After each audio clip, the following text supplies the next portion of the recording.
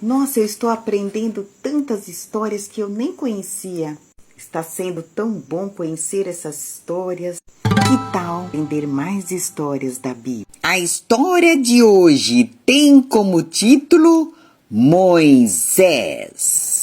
Olha, Moisés! Há muito tempo atrás, no antigo Egito, um malvado faraó havia ordenado que todos os filhos homens dos hebreus fossem mortos. Não! Moisés era um destes bebês condenados à morte.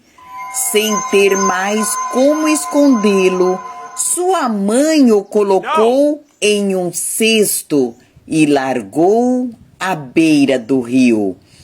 Miriam, a irmã de Moisés, observava de longe o que lhe acontecia. Olha ali a Miriam olhando.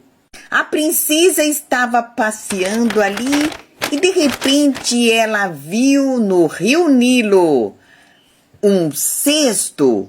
Ficou muito curiosa. Chegou perto do cesto, abriu e encontrou o menino que chorava. Ué, ué.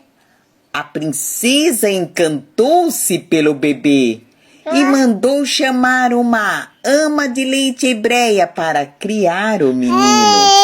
A mulher chamada foi justamente a mãe de Moisés.